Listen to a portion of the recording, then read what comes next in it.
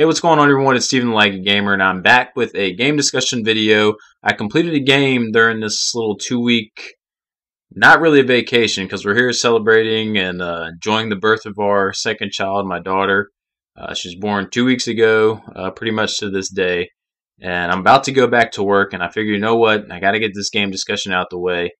And it's a game that I beat not once, like I said, but twice during this little break. And that game is Dark Souls 2.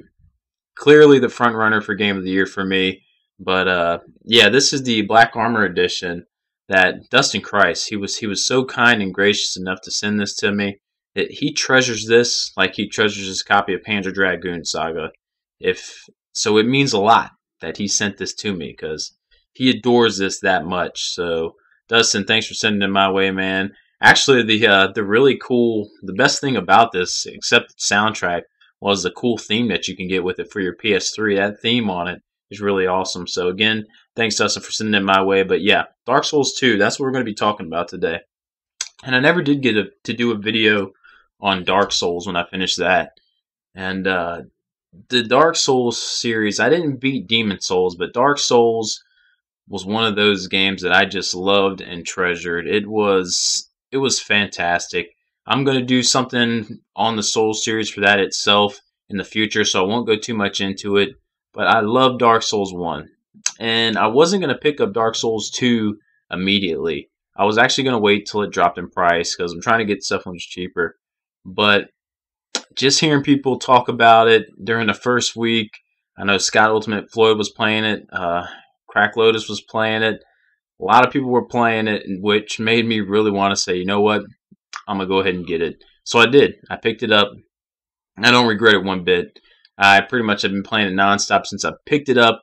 I love everything about it. It still has that Souls touch to it, with making it a little bit easier to accommodate for new players maybe coming into the game. Yeah, and doing things to just make the game just easier for new players. You know, right when I first started playing this game, I didn't think, if I was going to introduce someone to the Souls series, I didn't think Dark Souls 2 would be the one that I wanted to put them, like introduce them to the game with. But after playing through it, it probably is the one to get started in. But if you go into the other ones, it could be a little bit more difficult. But I'll go into all that as we get into here. But first and foremost, let's just tell quickly about the story. You're pretty much cursed. You're cursed with the dark sign, pretty much like in the first one. You're this character, you go into the world, and you're going to Dran Lake so you can find a cure for the curse. And all you know is if you go there and you kill things and pretty much get souls, then it will hold off the curse and keep you from going hollow. And going hollow means you're just going into this mindless, undead zombie state. Just picture the worst thing of the worst if you want. You're just sitting there, I don't know, just not doing nothing, drooling, whatever you want to do. You're just hollow. You're not there. Your mind's gone. You're gone. You're no longer yourself. And you just go into this world because you want to try to find a cure for this curse. And that's pretty much the main thing of the story until you meet a lady in Majula, the main town you go to, who kind of sends you in the right direction saying, hey, if you collect the four Lord Souls to help you on your way to your journey, that could be a cure for the curse. And then that's pretty much all I'll say. It all starts unfolding from there. So you know if you find these 4 Lord Souls, they could potentially lead to curing you from this curse and becoming fully hollow. So, pretty simple story. But the thing with the Dark Souls series is how the story is told. There's not a lot of dialogue. There's more dialogue in this game than there was in the first Dark Souls. But it's done through other means. You'll meet characters throughout the game. Other NPCs characters, but there's not many other than some blacksmiths. They're far and few between the characters that you meet. I feel like there are more in this one than there were in the first one, but they only have a few lines of dialogue, and they'll have little sub stories with them, and they explain why they're in Dran Lake. Most of them for the same reason. One in particular, Lucatiel. From the first one, Solaire was a character I think everyone loved and remembered and kind of bonded with. And I think Lucatiel is that character in this one. or Lucille, however you want to say it, she's just a character who, again, you meet her. She doesn't say much, but what she does say, it kind of punches you in the gut. She's there for the same reason. She's cursed, and I believe she's trying to find a cure for her curse. She'll even kill you if she could, if she knew that could cure her from becoming hollow. But there's more deeper stuff with her. When you meet her throughout the game and interact with her, you get more involved and more into her. And you slowly kind of see her starting to slip into the curse. Everything's starting to get fuzzier in her brain, and she's losing thoughts. And it's a sad thing to see it go and slip away. But it's an awesome story.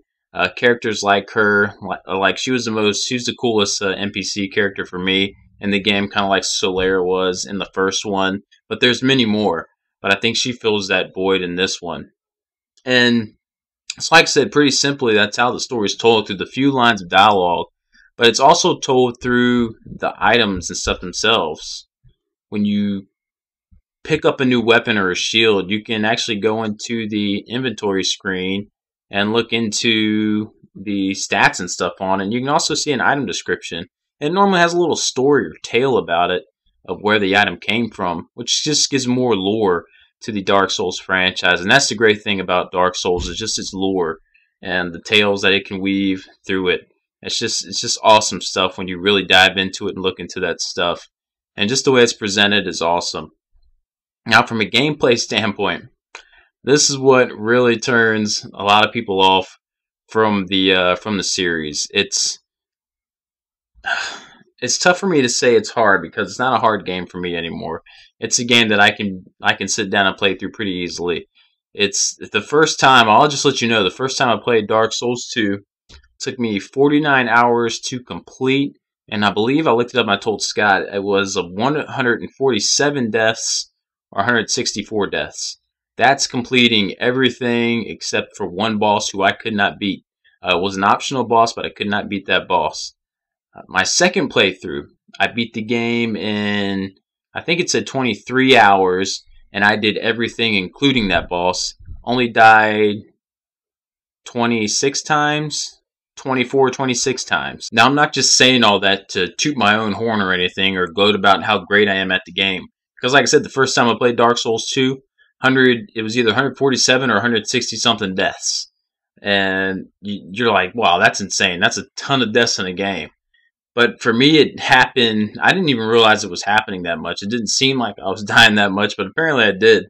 And it can be through sneak attacks in a game. I didn't expect something, but I just learned through getting punished, is basically how it was.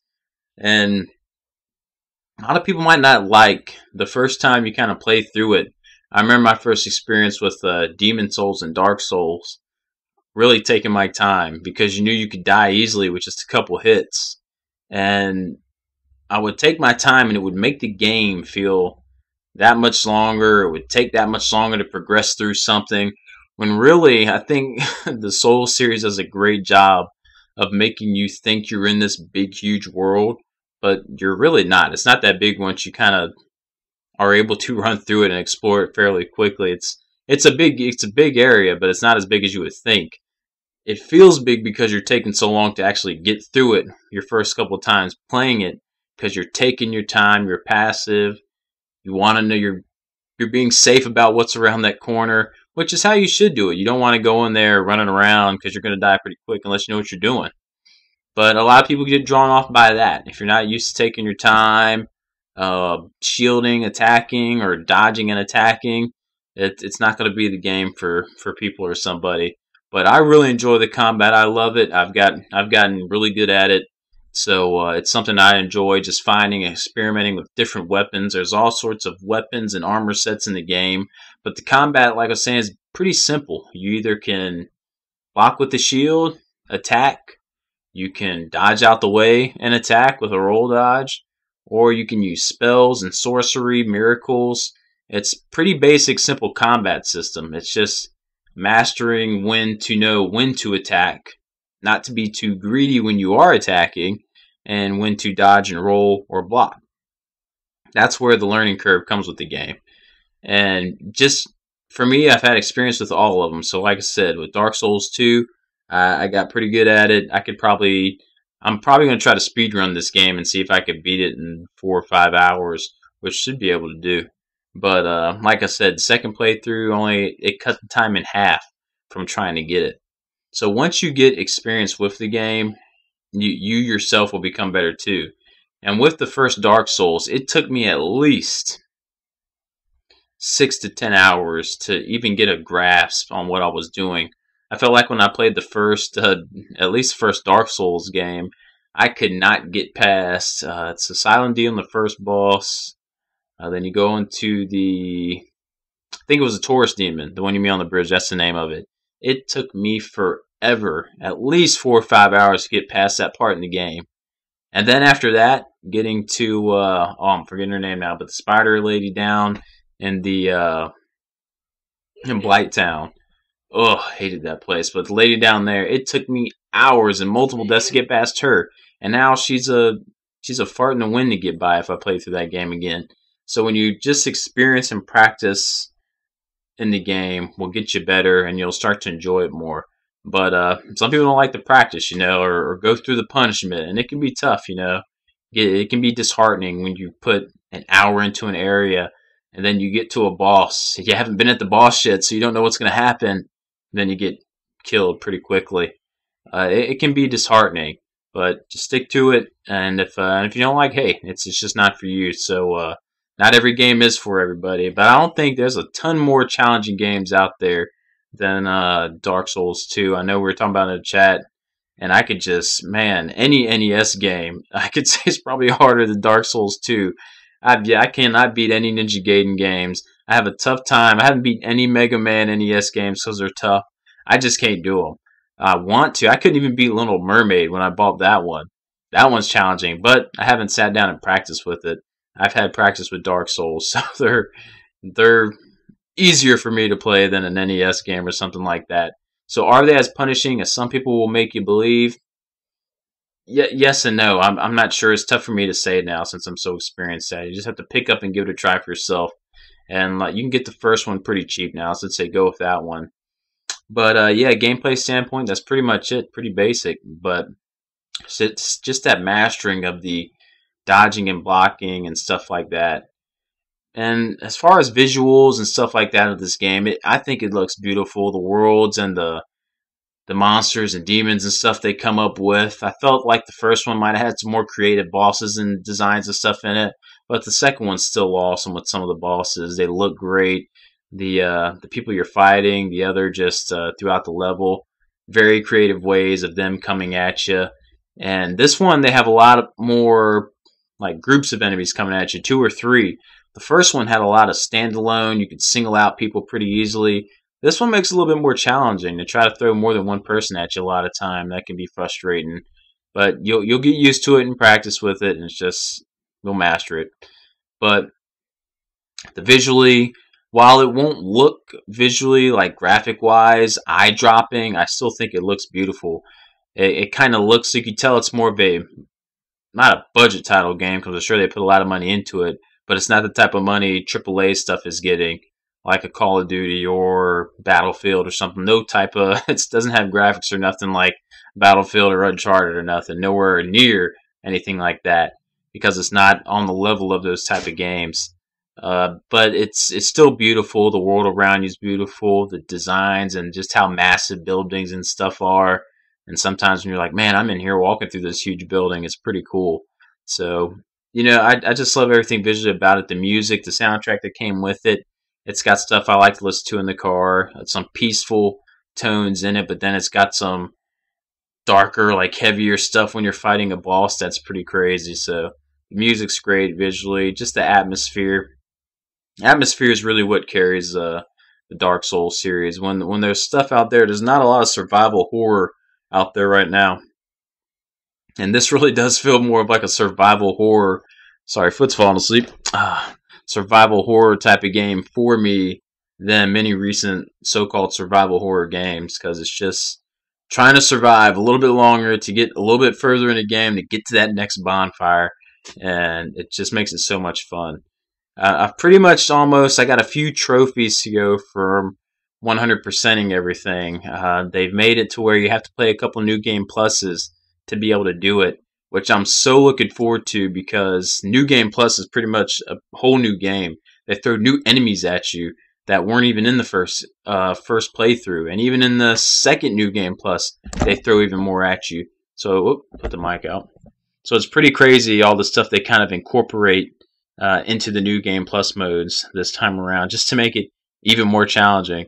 So I'm looking forward to doing that, but I'm trying to put it aside so I can finish other games because I've already given it so much time the past 2 weeks. I haven't been able to play anything else, and that's kind of what I want to do. I want to focus on some Final Fantasy X HD right now. So that's what I'll be playing now. But Dark Souls 2, I could just keep talking about it. I'm probably going to leave a link down to Ultimate Floyd 1's video in the bottom of this because he did a great 40 plus minute video on Dark Souls 2, and he touches on a lot in there, so I highly recommend you go check that out. But if you like Dark Souls 1, you like Dark Souls 2, they did some stuff to make it easier as far as traveling. I got to adjust again. Sorry about that. As far as just moving around the area and the world, Dark Souls 1, you had to wait until you got a certain item before you could travel back and forth between bonfires to make traveling easier. This one, you can do it right off the bat. You can travel between other areas really quickly. The downfall of it, like Scott pointed out in his video, the world doesn't feel as connected. Dark Souls 1, you felt like everything was connected, and you could just run from each area to each area, and it didn't take too long, but you did feel like it was one nice, huge world. This one, things do feel separated. They don't feel connected because they're not. You'll reach a dead end once you kill like one of the Lord bosses and go back to the main area. Weren't too many dead ends in the in Dark Souls 1, so that's a little slight hindrance from it, but still a fantastic game. I loved everything with it. Like I said, clearly my game of the year right now. There's still a bunch to come out, so I'll go ahead and end this because got children to take care of. Got to get ready to do a podcast to record tonight. So, anyways, I probably missed a lot, but like I said, I'll leave a link to Scott's video down below. I highly recommend you check that one out. And I guess that's about it. Light Gamer, lighting out.